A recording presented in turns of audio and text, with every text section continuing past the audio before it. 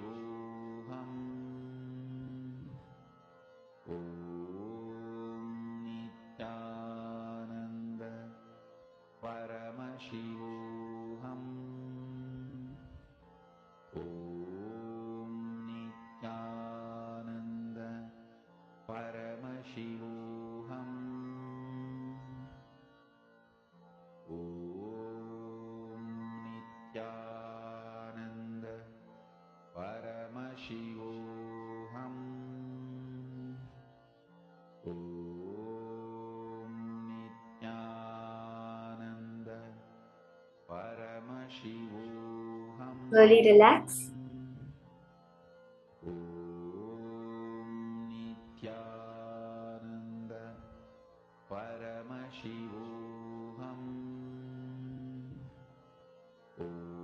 Open your eyes and check on the weather. Go back to AccuWeather. Take a picture again outside how it is. See the difference in the temperature, in the precipitation, in the rainfall, in the actual prediction for the weather in the next few hours. You can check all of this. We're going to be manifesting many more rounds of this and various versions of this power of altering the weather, through which you can experientially understand that your ups and downs are completely under your control. Now, we are going to be entering into the next session.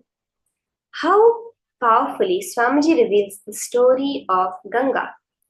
Not exactly the way we know it, but with its actual significance, how the story of Ganga represents the story of an individual's journey to enlightenment. And how, by experiencing that space of Ganga, we can experience the ultimate enlightenment. Let us now listen to these powerful cognitions on the life story of Ganga from Swamiji.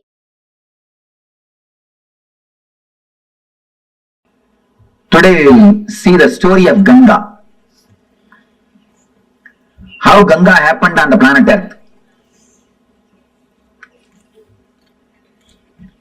Ganga is considered as a river which is there in the higher lokas.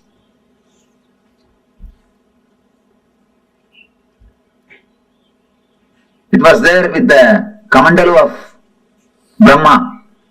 Means this is the energy, this is the water energy of existence. Brahma means a creator, the energy which creates the whole existence. If you see Brahma, you can see four things with him. One is the Kamandalu, means the water energy. Another one is the palm leaves, Veda, knowledge, wisdom. Then Akshamala means Japamala. Akshamala represents the vibrations, sounds. Through all these things, and then the swan will be there. Hamsavagana. The swan, Hamsa represents continuous meditation. Hamsa means continuously meditating. If you see the sound of your inhaling and exhaling, it will be hum, sum. It will go as a hum and come out as sum. When they say hum, sum, they mean continuous awareness.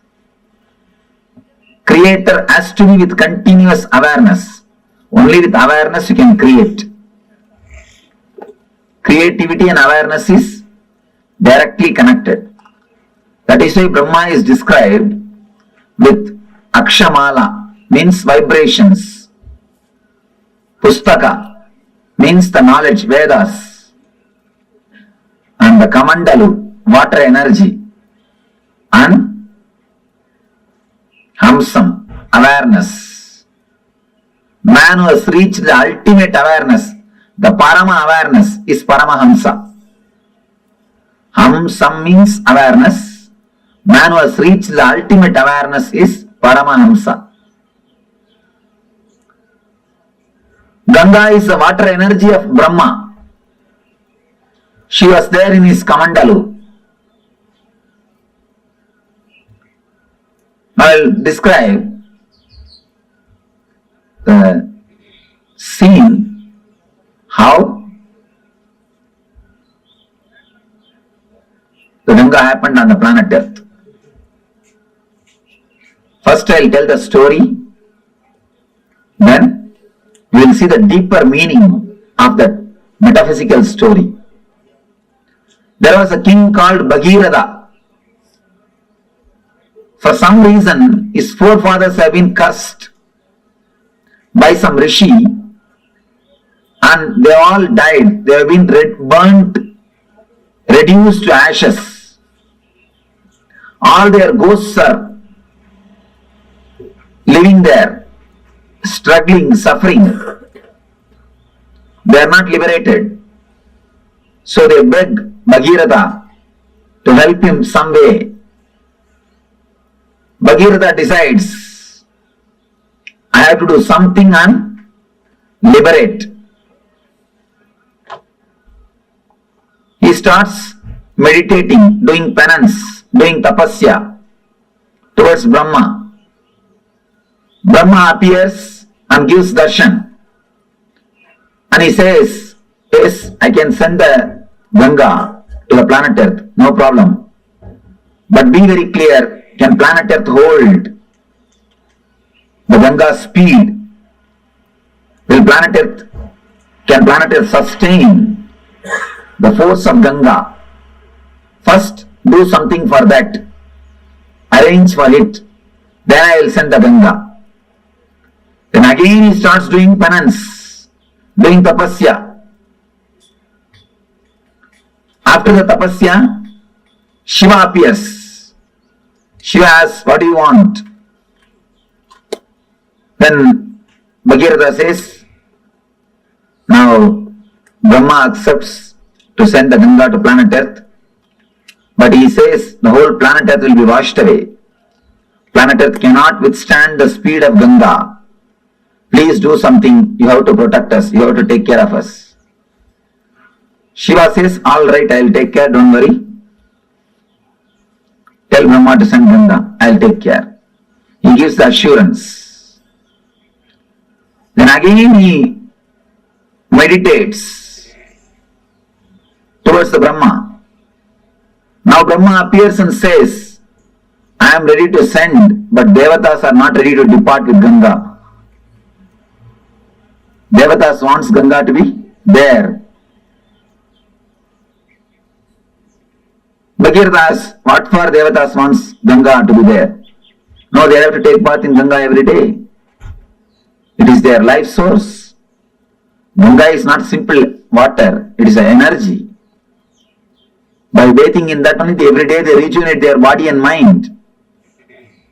And anybody takes bath in Ganga every day, naturally their body and mind will be rejuvenated.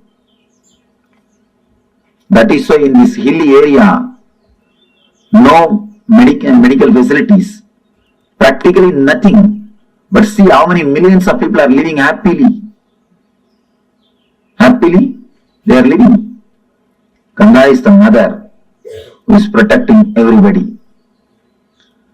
So the Brahma says they have to take bath every day. Then Bhagirath says, all right, I will arrange all the facilities for Devatas to stay in the planet Earth. Just on the banks of Ganga, I will create cities where all gods and goddesses can live and have bath every day and have their regular routine as they have in the other loka, as they have in the Brahma Loka. Brahma says, if that is the case, then I agree. Go ahead and do it. Then he comes and does tapasya towards Himachala, the Hima hills, Hema Parvata. the Himaraj, who is the father-in-law of Shiva, he does tapasya towards the Himaraja. Himaraja appears and asks, what do you want? I want you to be the host for Mother Ganga. I want you to be the host for Mother Ganga. And you are the person in whom I can create a city for all the Devatas.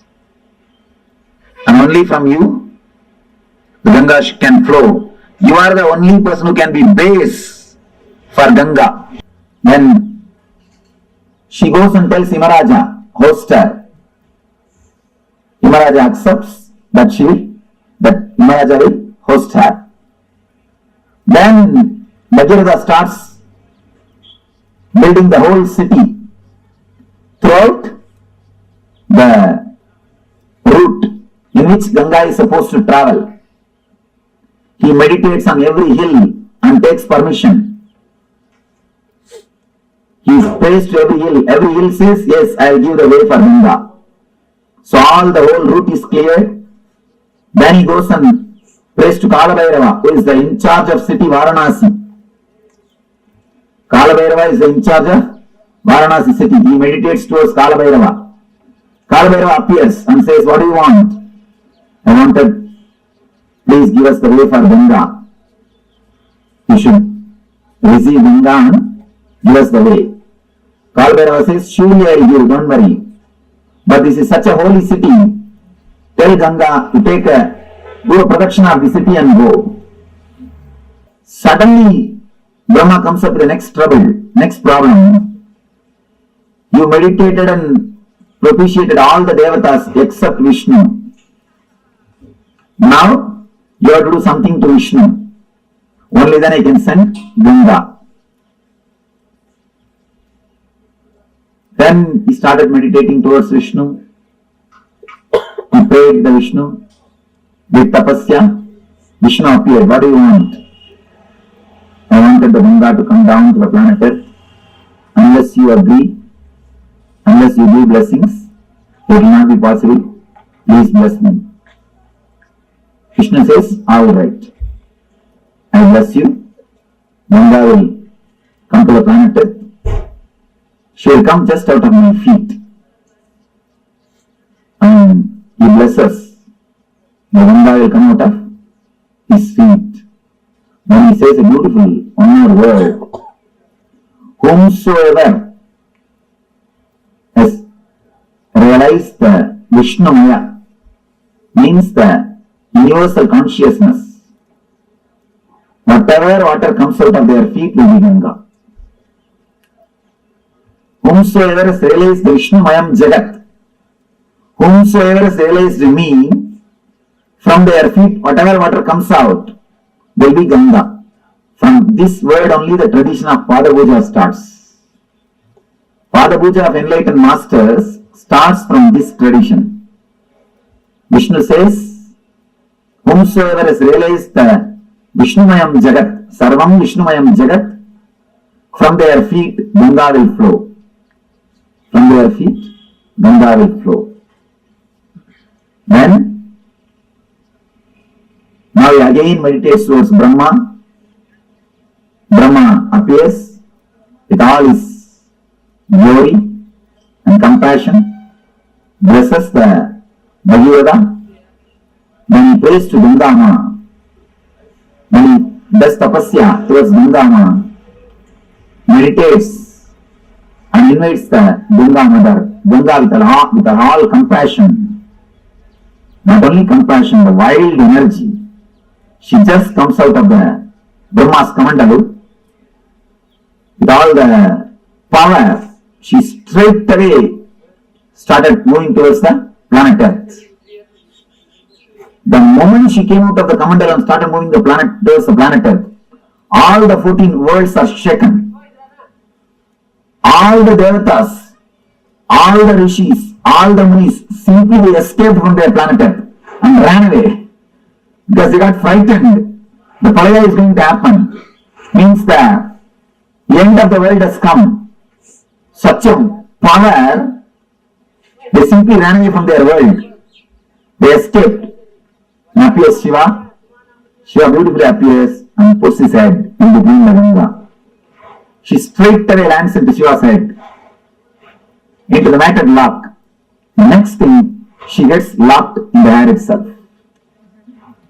She is black. Here, Bhagirava is sitting, waiting for Ganga for one kalpa. What has happened? They are receiving the call, she has started already, but she has not landed. Already she has started, but she has not landed here. What happened? What happened in the way? Again he meditates towards Shiva. Shiva appears and says, yes, she is there in my head. Now what do you want me to do? Bhagirava says, please just send her a little bit. Don't hold the whole thing. Then Shiva says, oh, is it so? Alright. Then just, he moves one hair. Just he does. Only one hair moves. And from the one hair gap, just Ganga comes out and lands on the Himalayas and comes. That is the river which is flowing throughout this planet Earth. And that is the perennial source. That is the Ganga. By flowing through this way, she fills the ocean. Understand? The story says the ocean itself is son of Ganga. Varuna Raj is son of Ganga Mata. Water is supplied to the ocean by Ganga. That is the story. Originally there was no ocean. There was no water on the planet Earth. It is through Ganga first water came to the planet Earth. And because of Ganga flowing continuously, all the oceans are created. It is from Ganga, original water source started. Then she goes and merges into the Samudra Raj, the son of Ganga Mata.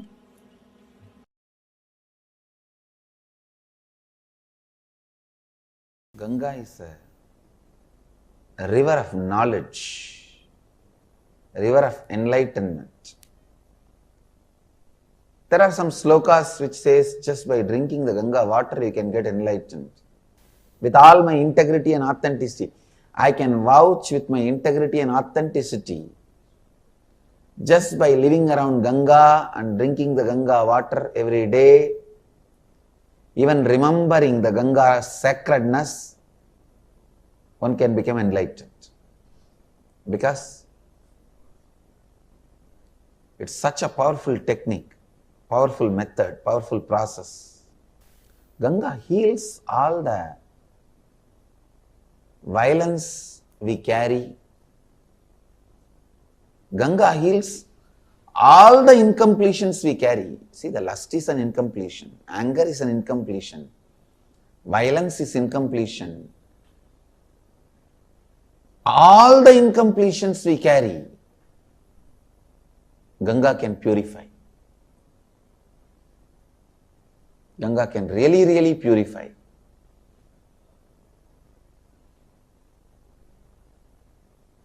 I used to sit in the banks of Ganga, just seeing. I have realized the oneness with Ganga. How the things float on the waters of Ganga does not pollute Ganga. Same way I have seen the thoughts and incompletions floating in my inner space does not make my inner space polluted. It does not touch my inner space. When you understand your incompletions are not powerful enough to make your inner space incomplete, you become eternally complete. I can say that experience I received from Ganga, on the banks of Ganga. It heals, heals, heals and brings love. I tell you, Ganga can complete any lower occurrence you have. I can give this as an authentic spiritual practice. Actually, just for this, I wanted to create a ashram in the banks of Ganga. Anybody in the planet Earth has some incompletions that they are not able to complete. Strong incompletions. Just come and spend time in the banks of Ganga, drinking Ganga water, eating the food cooked in Ganga water. Whenever you find time, morning and evening, sit in the lap of Ganga, sleep in the breeze of Ganga. I tell you, with all my integrity and authenticity, Ganga will complete you. Because even the people who are dead, their incompletions, curses given to them, their incompletions, she has completed. And you are alive. She can enter into your muscle memory, bioenergy and complete you. Do pranayama in the banks of Ganga. That Ganga prana will go inside. Eat the food cooked in the Ganga water. Drink Ganga water. Live in the banks of Ganga. Sit in the banks of Ganga and meditate. Sleep in the banks of Ganga. In her breeze. Enjoy the weather in the banks of Ganga. I tell you, she can complete you. That is why many sadhus who live here, even if they don't do any spiritual practice, they will be liberated. They will become a Jivan Muktas. Just because of Ganga's power to complete. She is here to complete. The tradition says sadhana done in the Ganga's bank brings thousands of times more result. It's true.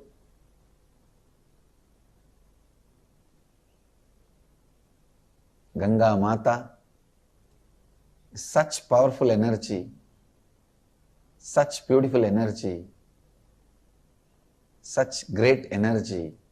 The largest worshipped deity is Ganga. She is the Kalpataru for planet Earth.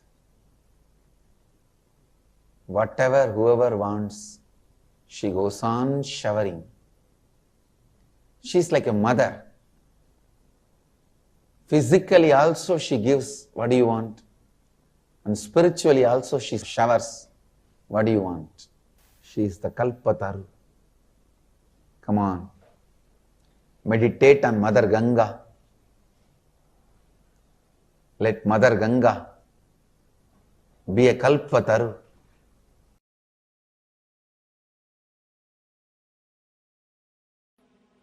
Now you will understand the whole story of Ganga from the dimension of a spiritual enlightenment.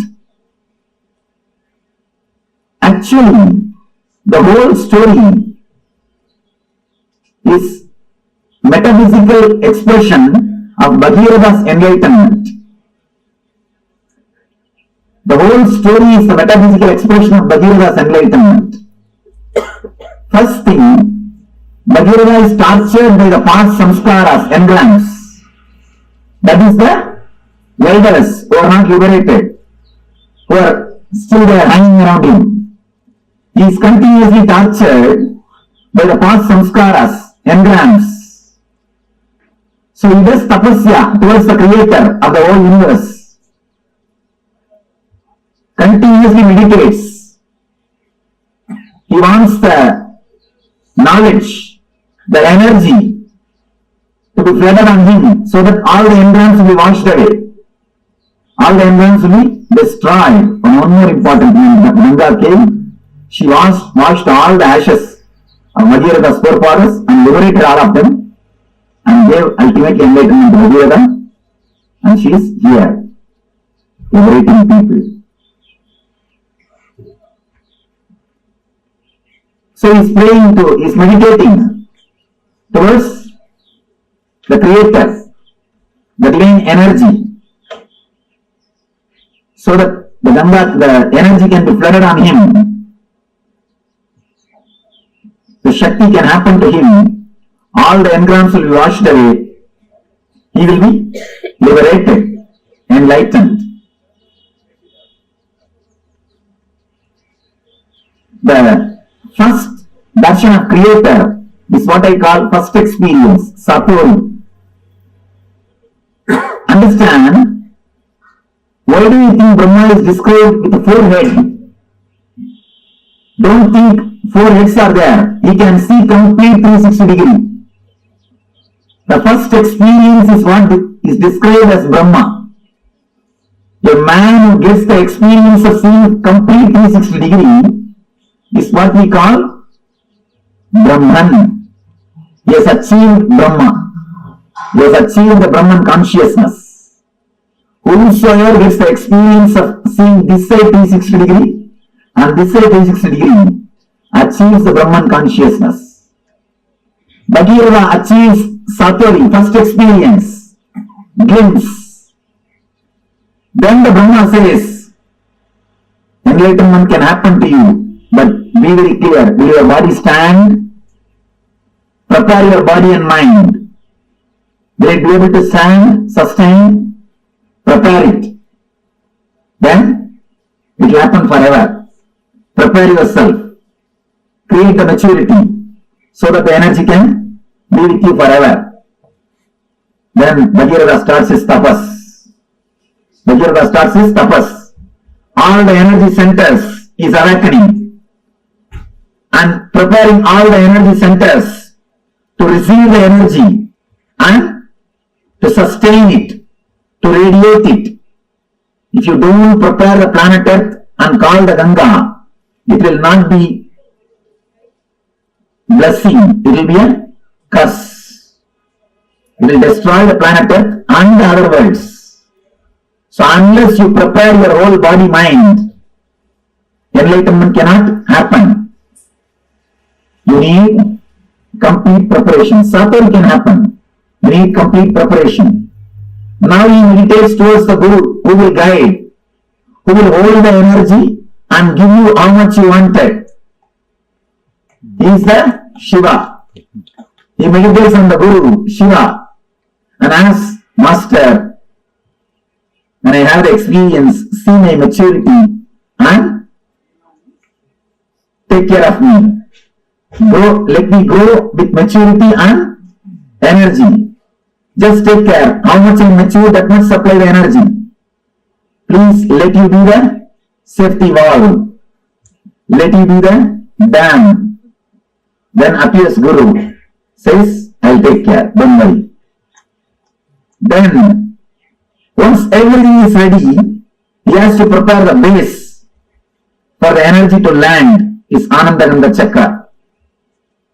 Anandagandha is the base on which directly the Ganga can land. Ganga can descend. So he creates all the 7 cities, 7 chakras. He clears the roots, opens all the chakras, makes himself mature. So that when energy descends on him, when enlightenment happens on him, it can stay on him and help the whole world. It will be a blessing for him and to the whole world. He continues to do tapasya. He propitiates all the devatas, means the devatas who are residing in every chakra. Then comes Kalabhairava, in charge of Varanasi, Swadhisthana chakra. And he asks, please give me the way for Ganga.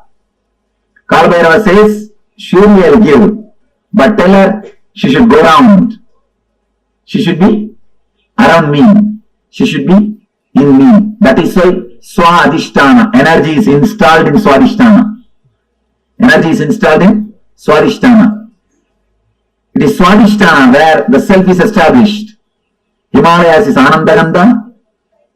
Varanasi is Swadhisthana, where the energy is installed, where the whole energy takes a turn. Where whole energy takes a turn. He propitiates all the devatas, prepares the whole thing. Then intensely starts meditating, calls the Ganga. So Brahma blesses, Vishnu blesses, Ganga has come out of the Kamandalu, straight away she is landing, but still enlightenment has not happened. Ganga has left there, but she has not landed here. Whatever can be done, all the tapas is done. Everything is done. Whatever meditations can be done, whatever tapas can be done, whatever struggle can be done, everything is done. Enough. Now Ganga is not happening. He just relaxes, dropping all the efforts. Enough now. Nothing can be done.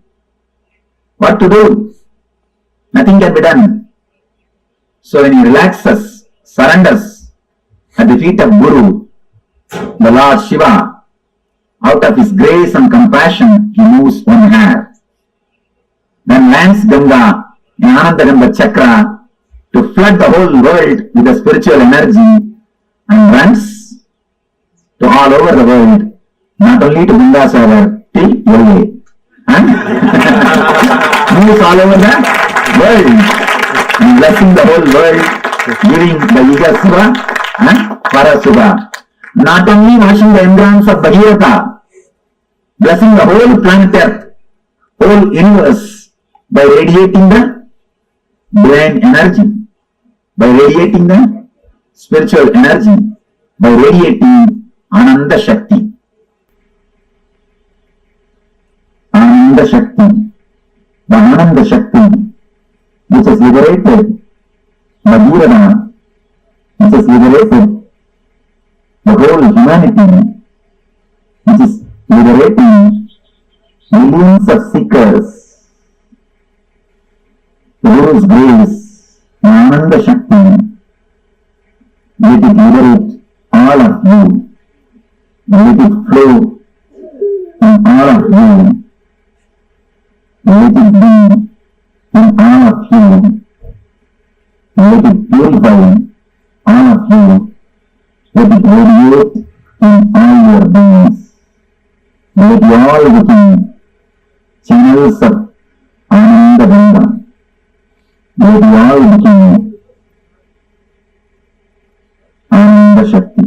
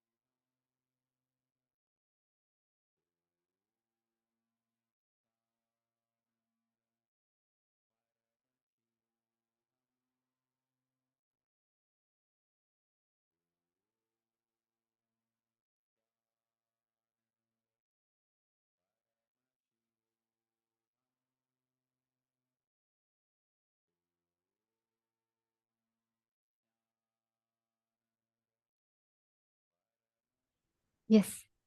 Did you all listen to the story of Ganga? How Devi Ganga descended to planet Earth? This story in itself is one of the most beautiful stories because, see, Swamiji explains, it's a metaphor of enlightenment itself. Because what journey of Ganga represents is the journey of an individual soul's enlightenment. How you, me, as an individual soul, how we travel towards enlightenment. Bhagirata represents that persistence of humanity. It was after a lot of will persistence that enlightenment was bestowed. It is, see, it is not like it's not a very easy thing, right? We are talking about not 1 year, 2 years. We are talking about 1,000 years. The kalpa, he prayed for so many kalpas, they say, because he lived, firstly, he should have lived so long. And kalpa includes one whole pralaya, whole deluge time, and the beginning of a civilization, the peak of a civilization, the fall of a civilization, and a decline of a civilization. All these put together forms a kalpa. And Bhagirata prays for so many kalpas together for him to experience Ganga, experience enlightenment. This story is one of the most beautiful stories which represents the journey of enlightenment of every human being. How a human being is born and how he matures towards enlightenment and how he manifests that experience. Now, every one of you that are here, Ganga represents that will persistence. To experience Ganga, you need to have that tremendous will persistence. She manifests as a result of that will persistence, bestowing us with all the boons and all the blessings. You're understanding? Okay, now let us all do a very quick exercise to understand, to experientially manifest the same space that Devi Ganga represents. When you start doing the same thing with realizing that your incompletions are not powerful enough to make your inner space incomplete. Ganga represents that ever-flowing completion, Jnana Ganga. Ganga represents that ever-flowing completion. If you decide, nothing can shake you, break you, or make you fall from outside. Because everything that you see as an external reality, all the things that you see outside, whatever reality it is not powerful enough to influence your inner space. Like I was saying in the beginning of the program today, Swamiji tells this very beautiful line. Ganga has to cut through Himalayas, and Himalayas is one of the strongest and it's one of the tallest and mountain range. For her to break through the Himalayas and come, it is not by power. She's not having like so much of force when she comes. It is her persistence that makes her break the Himalayas. She continuously flows and doesn't give up. She keeps flowing. That is the representation of will persistence. Ganga is a river of knowledge. She is the river of enlightenment. There are a lot of beautiful stories, Puranas and shlokas in Hinduism, which tells just by drinking Ganga water, you can get enlightened. That is why she is known as, she is given the status of a goddess, Devi Ganga. And Ganga, Swamiji tells, is the embodiment of completion. She completes you because even the people who are dead, their incompletions, lower occurrences, their incompletions, she has completed. And you are alive, she can complete you even more. She can enter your muscle memory, bioenergy itself and complete you. That is Devi Ganga. She represents, she embodies that ultimate divine manifestation. Actually, Swamiji, right? There's a very beautiful happening from Swamiji's life. I'll share this with you all. So do you all know that Swamiji went for the 9 years of Parivrajaka?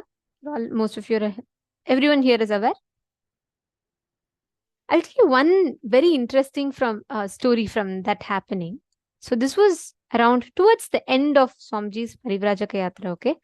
And Swamiji had traveled, he'd wandered the length and breadth, and Swamiji went to the Narmada River in Omkareshwar. And these rivers are all, the source is Ganga, Devi Ganga. And from there only the Sapta Sindhu, the 7 sacred rivers of Hinduism happen.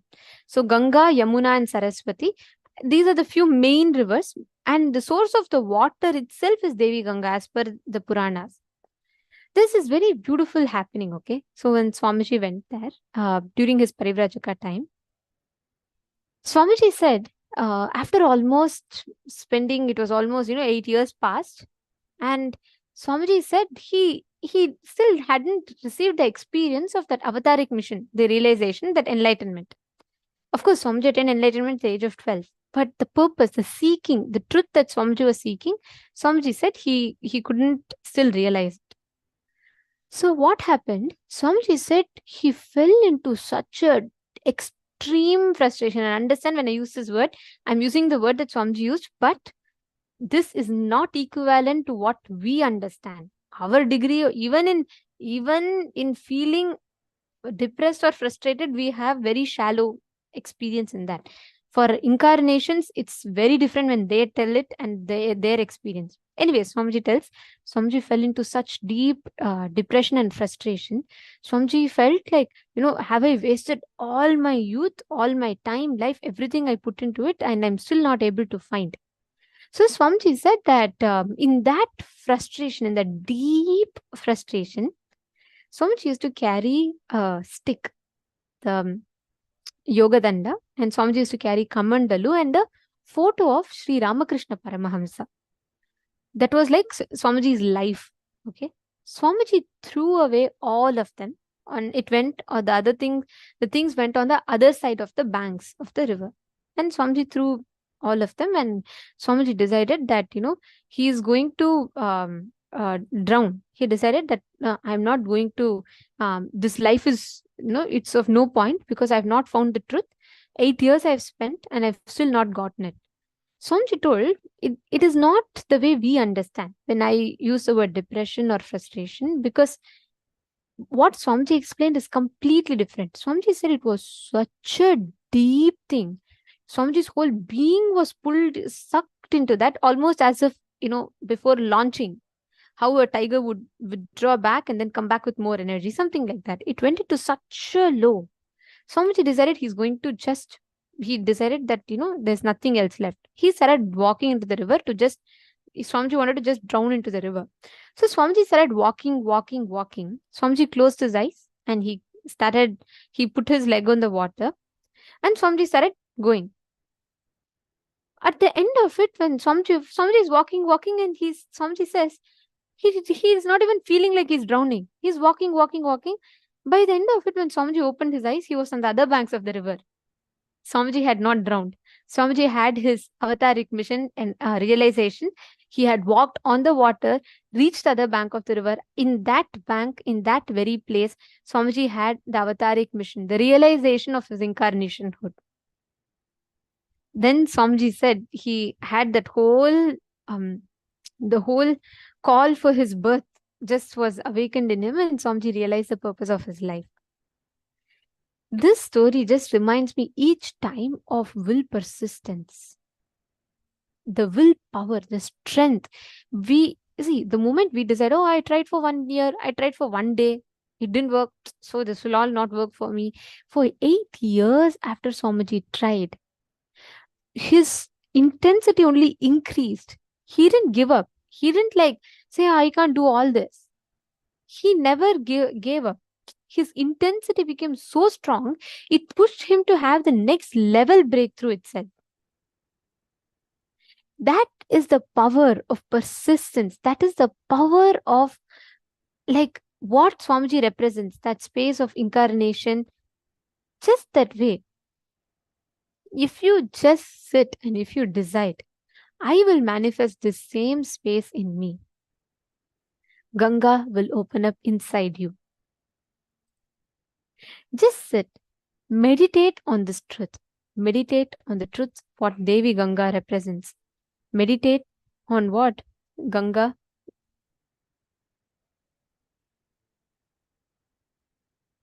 Devi Ganga manifests.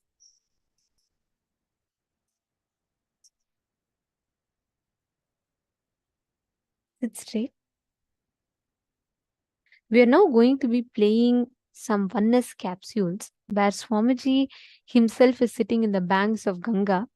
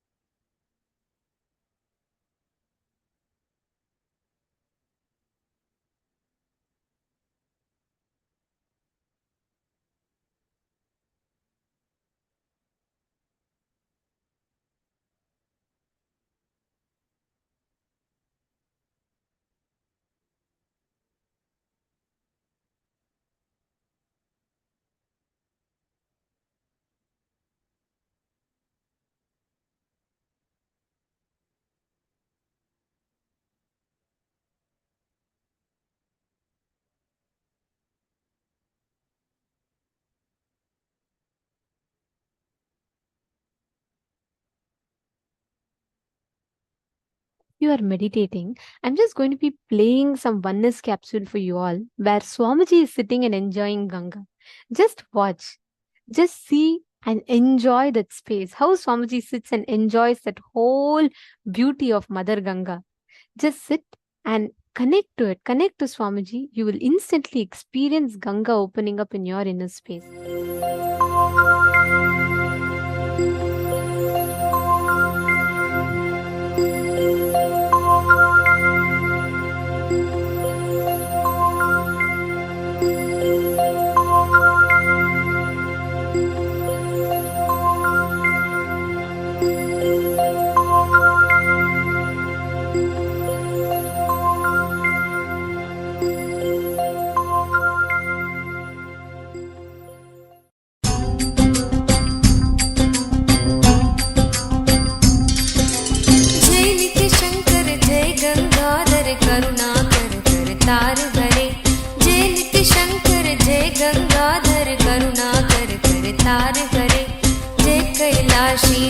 अविनाशी सुख राशि सुख सार भरे जय कैलाशी जय अविनाशी सुख राशि सुख सार भरे जय शशि शेखर जय डमरूधर जय जय प्रेमागार हरे जय शशि शेखर जय डमरूधर जय जय प्रेमागार हरे जय त्रिपुरारी जय मदहारी अमित अनंत अपार हरे जय त्रिपुरारी जय मदहारी अमित अनंत अपार हरे निर्गुण जय जय सगुण नामय निराकार साकार हरे नित्यानंद पुरी ईश्वर नित्या पाहि पाहि दातार हरे नित्यानंद पुरी ईश्वर नित्या पाहि पाहि दातार हरे हर हर नित्य देव हरे हर हर नित्य देव हरे हर हर नित्य देव हरे हर हर नित्य देव हरे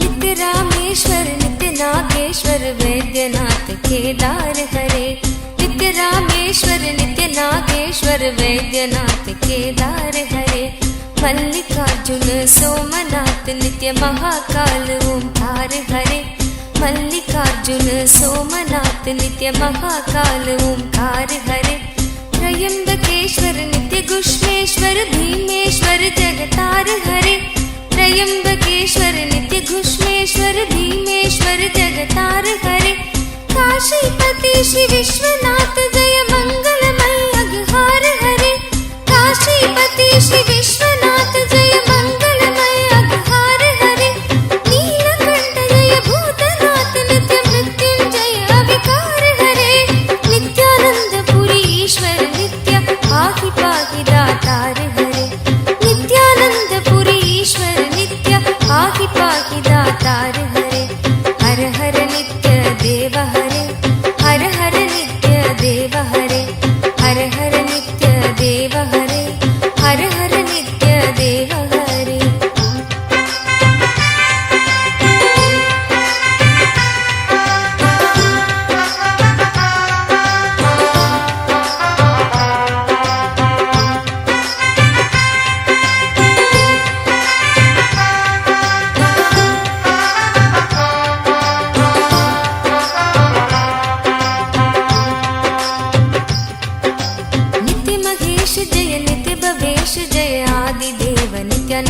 विभो नित्य महेश जय नित्य भवेश जय आदिदेव नित्यानंद विभो किस मुख से है गुणतीत प्रभु तव अपार गुण वर्णन हो किस मुख से है गुणतीत प्रभु तव अपार गुण वर्णन हो नित्य भव कारक तारक हारक पातक दारक नित्य शंभो नित्य भव कारक तारक हारक पातक दारक नित्य शंभो दीन दुख हर सर्व सुखावर प्रेम सुधाधर दया करो दीन दुख हर सर्व सुखावर प्रेम सुधाधर दया करो पार लगा दो भव सागर से बनकर करना दार हरे नित्यानंद पुरी ईश्वर नित्य पाहि पाहि दातार हरे नित्यानंद पुरी ईश्वर नित्य पाहि पाहि दातार हरे हर हर नित्य देव हरे हर हर नित्य देव हरे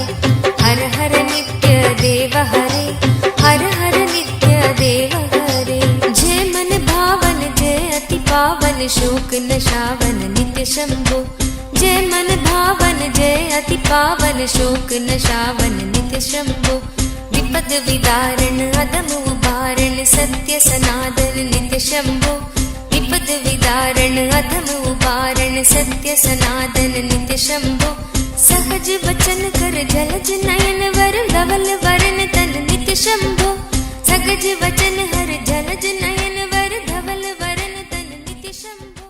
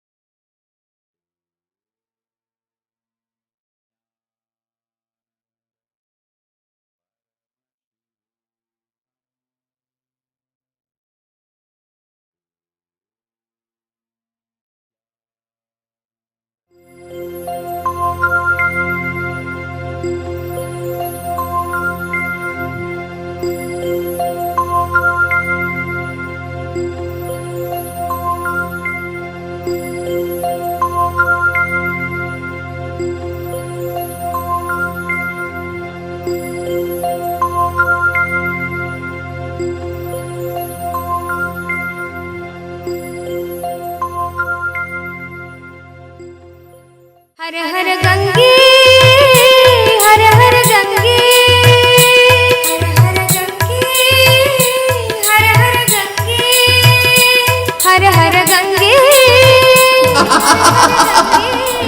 गंगा अयम हे नटराजा हे नित्यानंदा हर हर हर हर गंगे हे नित्यानंदा हर हर हर हर गंगे हे नटराजा हे नित्यानंदा हर हर हर हर गंगे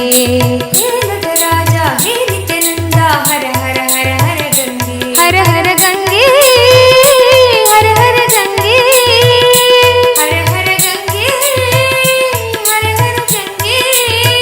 हर हर गंगे हर हर गंगे हर हर गंगे हर हर गंगे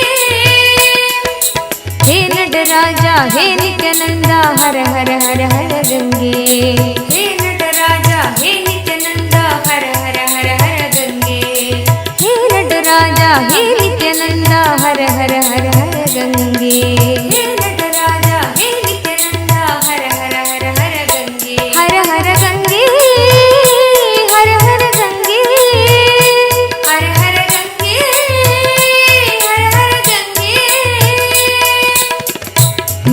नित्यपुरीश्वरा जय गंगाधरा नित्यपुरीश्वरा जय गंगाधरा नित्यपुरीश्वरा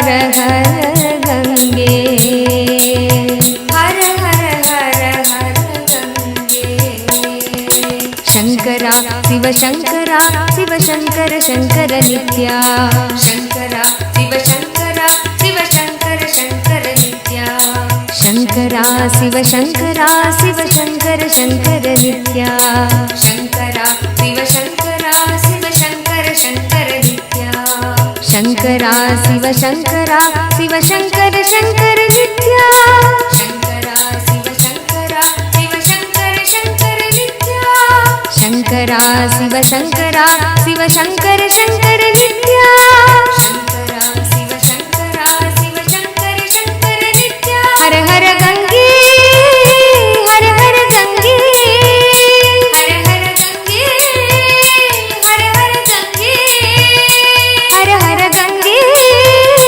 हर हर गंगे हर हर गंगे हर हर गंगे हे नटराजा हे नित्यानंदा हर हर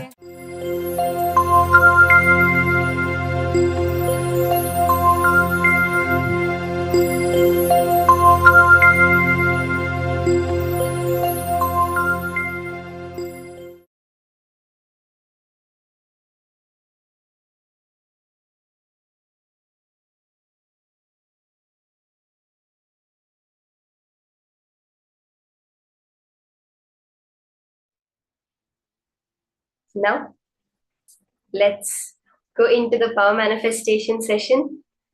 In that space, you can see now when Swamiji just relates with Ganga.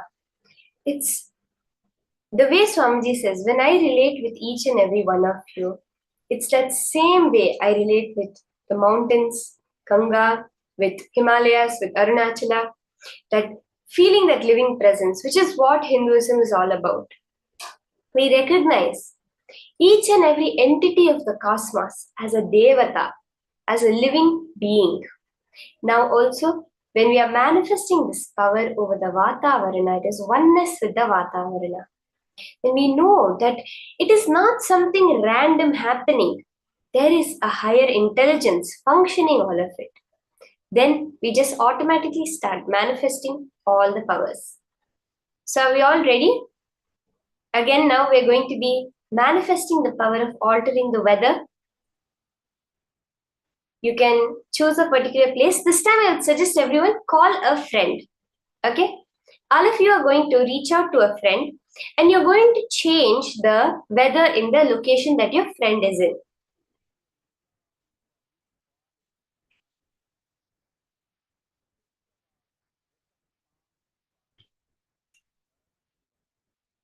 So Kareen, the first video was in Haridwar and the next one was in Varanasi actually. So now let's get ready to start the power manifestation. You can call up a friend if you can.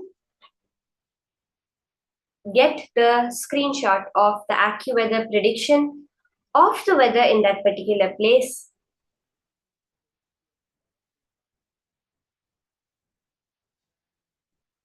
And get a picture from outside. You can explain to them that how this is the power manifestation science. You can reach out, you can tell them you're going to be changing the weather in their area, and you can explain how this is actually the most positive way of influencing the environment. Through our disconnect with nature, we have committed so much of atrocities against the environment, pollution, global warming. We hear all about these things. But when you connect in the space of oneness, that is when the transformation happens. Now, all of us sit intensely connect to Mata Ganga, to Ganga Maya, the Mother Ganga, who is the source in the cradle of Ganga and Saraswati civilization. The whole Hinduism flowered, blossomed. Connect intensely to Ganga. You will experience that completion space in your inner space. Knowing that all the ups and downs have no relevance. and you'll just manifest this power. So let's all sit. Sit with your head, neck and spine in a straight line. Chant the Mahavakya, knowing that you are Paramashiva. You're the vast etheric space. You're beyond anything that is there. You're that space of Kaivalya, aloneness, because any other being in this universe is only you. Whatever we are seeing as nature, Prakriti, you are a manifestation of that only. And from that space, just make the will for the weather to change. Chant Mahavakya. Connect intensely to Swamiji.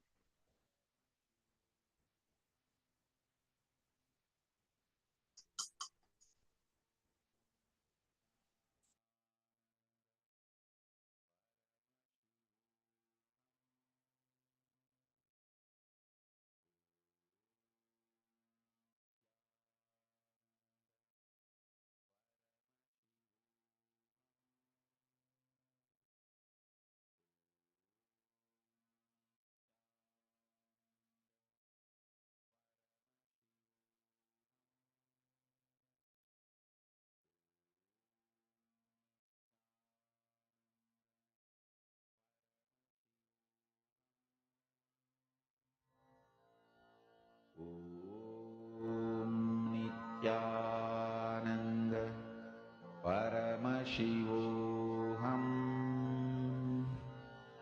Om Nithyananda Paramashivoham. Om Nithyananda Paramashivoham. Om Nithyananda Paramashivoham. Om Nithyananda Paramashivoham. Om Nithyananda Paramashivoham. Om Nithyananda Paramashivoham. Om Nithyananda Paramashivoham.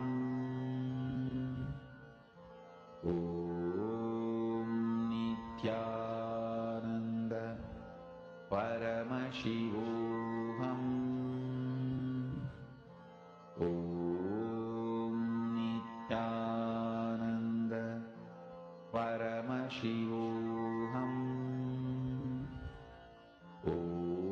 Om Nithyananda Paramashivoham.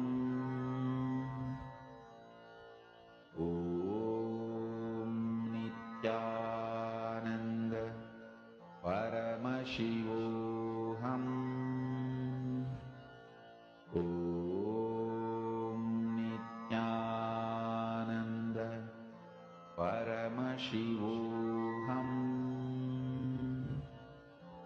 Om Nithyananda Paramashivoham. Om Nithyananda Paramashivoham.